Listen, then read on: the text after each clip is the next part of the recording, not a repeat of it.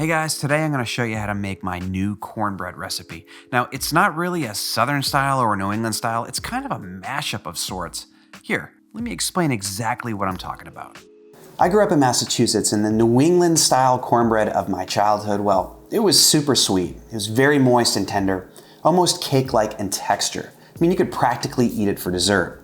But now I live in the South, and Southern style cornbread, traditional Southern style cornbread, well, it's a complete and polar opposite to what I had as a kid. It's super savory, there's not a lick of sugar in the recipe. Southern cornbread is very firm and almost dry and crumbly, but it has a very pronounced corn flavor and great texture. I like both styles, but I'm not in love with either one of them. What happens if we created a hybrid? You know, we took the best qualities of each style and married them into one recipe. Savory with a hint of sweetness, tender but with some cornmeal-y texture, and of course a lot of corn flavor. Does that sound good? All right, let's see if we can knock it out in today's recipe. This recipe calls for jalapeno and cheddar cheese, but you can easily omit them if you want to. But for this recipe, take anywhere from 3 to 6 jalapeno peppers and give them a quick roast in a cast iron pan. The goal here is to blister the peppers a little bit, which will give them a nice smoky flavor, and it'll help coax some of the sweetness out of the jalapenos. You could just keep it simple and add raw peppers, and your cornbread will taste great, but this extra step adds another dimension of flavor into your cornbread, so I would not skip it. After about 5 minutes or so, the jalapenos should be roasted and slightly charred here and there, but not entirely cooked through. Transfer them to a sheet pan and let them cool down for a few minutes before moving on to the next step. All right, now it's time to clean the peppers, and don't you dare do this without proper equipment. That's right, a pair of disposable gloves is a necessity here. Last week, I made the mistake of going barehanded, and I ended up burning the heck out of my fingers. It's not a pleasant experience, folks, so heed my warning. Okay, my method for cleaning peppers is quite simple and effective. Cut off the stem and a little bit from the tip, then make an incision from end to end and run your knife down the inside of the flesh until all of the pith and the seeds are removed. Oh, and don't throw out the trimmings, we'll get back to those later. Scrape off any leftover seeds that are stuck to the jalapenos and discard those as well. Now we need to dice the peppers, so take a piece of jalapeno and cut it into 1/8 to 1/4 inch size strips, or julienne. Organize the strips in a pile and turn them 90 degrees, then run the knife through them again to form small dice. Alright, back to those trimmings because there's plenty of meat left on those bones. So clean off as much usable pepper as possible, cut it into small dice and add it to the rest of your pile, then discard the waste. After you finish that up, it's time to grate some cheddar cheese.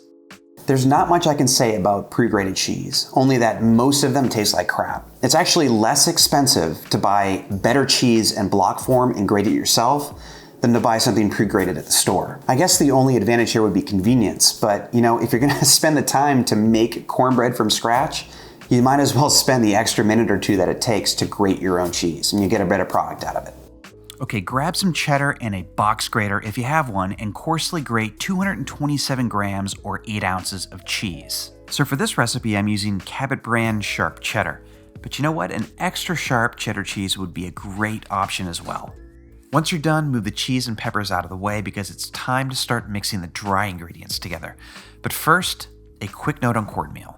An important question is, what type of cornmeal is great for making cornbread? And I'll tell you to cross the coarsely ground stuff off your list right away. If you just use that, well, your cornbread's gonna be super gritty because it takes a long time for coarsely ground cornmeal to cook. I'd recommend either fine or medium ground cornmeal, or maybe a combination of the two. I'm using what's considered finely milled cornmeal, and I still think it produces great texture in my cornbread, but when it comes down to it, it's up to you. Just stay away from the coarse stuff.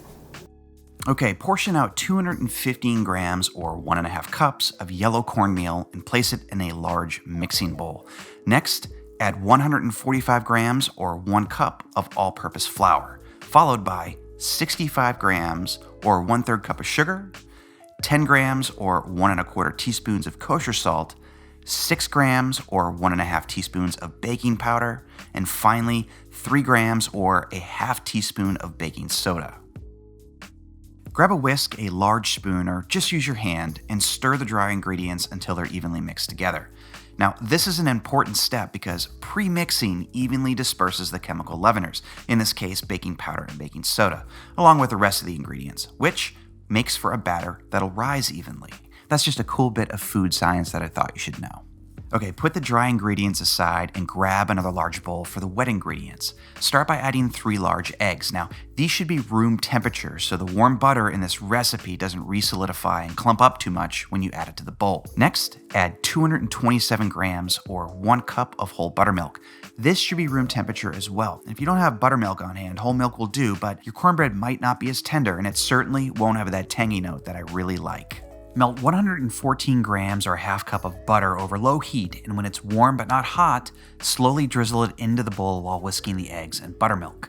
The butter's going to harden up a little, and you'll see tiny bits in the mixture, but we've eliminated any opportunity for clumping by bringing the other ingredients up to room temperature. Now, the ingredients may not come together immediately, so you may need to whisk for an additional 10 seconds or so until the mixture becomes homogeneous. The next step is to mix both the wet and dry ingredients together, and it'll be easier to get an evenly wet batter if you marry the wet into the dry and not the other way around. So grab a large spoon or maybe a silicone spatula and gently mix everything together. Oh wait, I totally forgot 2 important ingredients: the shredded cheese and the roasted diced jalapeno. Add those to the bowl as well, and you should wear disposable gloves or use a utensil when handling the peppers.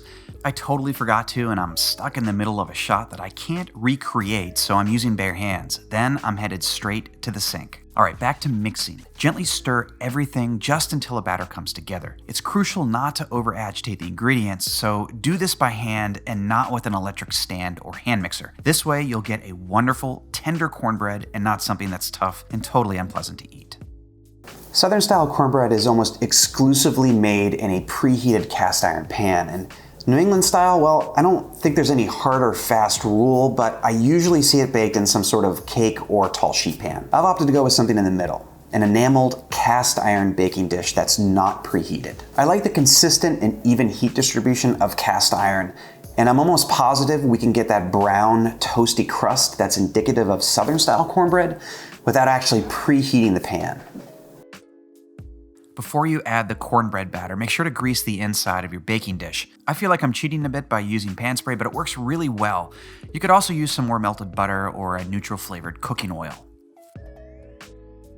Now we're ready to transfer the batter from the bowl into the greased baking dish. Grab every last bit, then smooth the batter out, making sure it's even in height and spread edge to edge around the inside of the dish. This cornbread batter is very sticky, so a greased utensil or something non-stick like a silicone spatula works pretty well here. Alright, bake the cornbread in a preheated 400° Fahrenheit oven until it's lightly brown and a toothpick comes out clean when poked. This takes about 45 minutes in an 8x8 baking dish, but when it's done, the cornbread should look like this.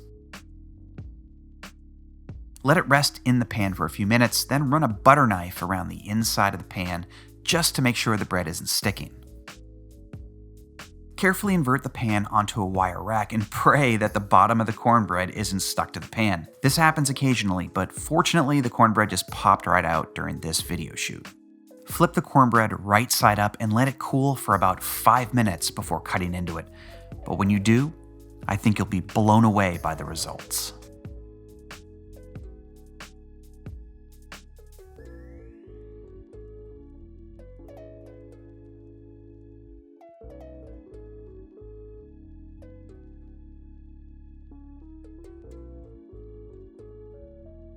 All right, that's it for today. I hope you enjoyed the recipe. Subscribe if you haven't already, and I will catch you next time.